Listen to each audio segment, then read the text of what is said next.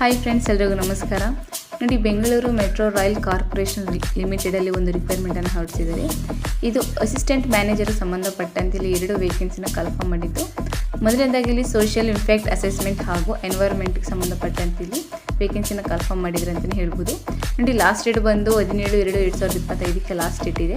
ಮತ್ತು ನೀವು ಇದಕ್ಕೆ ಅಪ್ಲಿಕೇಶನ್ ಹಾಕಬೇಕು ಅಂದರೆ ಇವರ ಒಂದು ಅಫಿಷಿಯಲ್ ವೆಬ್ಸೈಟ್ ಆದಂತಹ ನೋಡಿ www.bmrc.co.in ಅಥವಾ ಕೆರಿಯರ್ಸ್ ಈ ಒಂದು ವೆಬ್ಸೈಟ್ಗೆ ಹೋಗಿ ನೀವು ಇದಕ್ಕೆ ಅಪ್ಲೈ ಮಾಡ್ಬೋದು. ನಂತರ ಏಜ್ ಲಿಮಿಟೆಡ್ ನೋಡೋದಾದರೆ 38 ವರ್ಷದ ಒಳಗಡೆ ಇರೋರು ನೀವು ಇದಕ್ಕೆ ಅಪ್ಲಿಕೇಶನ್ ಹಾಕ್ಬೋದು.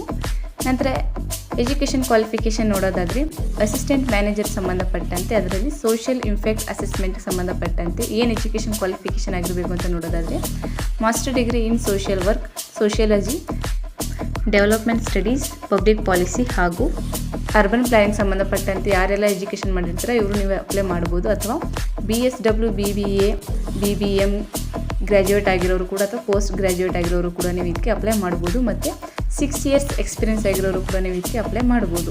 ನಂತರ ಅಸಿಸ್ಟೆಂಟ್ ಮ್ಯಾನೇಜರಲ್ಲಿ ಎನ್ವೈರ್ಮೆಂಟ್ಗೆ ಸಂಬಂಧಪಟ್ಟಂತೆ ಏನು ಎಜುಕೇಷನ್ ಕ್ವಾಲಿಫಿಕೇಷನ್ ಆಗಿರಬೇಕು ಅಂತ ನೋಡೋದಾದರೆ MSc in forestry, environmental chemistry, biochemistry, chemistry, botany, zoology ಸಂಬಂಧಪಟ್ಟಂತೆ ಎಜುಕೇಷನ್ ಮಾಡಿರೋರು ನೀವು ಇದಕ್ಕೆ ಅಪ್ಲೈ ಮಾಡ್ಬೋದು. ಅಥವಾ BE, BTech ಆಗಿರೋರು ಕೂಡ ನೀವು ಇದಕ್ಕೆ ಅಪ್ಲೈ ಮಾಡ್ಬೋದು. ಮತ್ತು 6 years ಎಕ್ಸ್ಪೀರಿಯನ್ಸ್ ಆಗಿರೋರು ಕೂಡ ನೀವು ಇದಕ್ಕೆ ಅಪ್ಲೈ ಮಾಡ್ಬೋದು. ಓಕೆ, ಮತ್ತು ಇವರ ಒಂದು ಮಂತ್ಲಿ ಸ್ಯಾಲ್ರಿ ಕೂಡ 62,500 ತನಕ ಇವರ ಒಂದು ಮಂತ್ಲಿ ಸ್ಯಾಲ್ರಿ ಇರುತ್ತೆ ಅಂತಲೇ ಹೇಳ್ಬೋದು.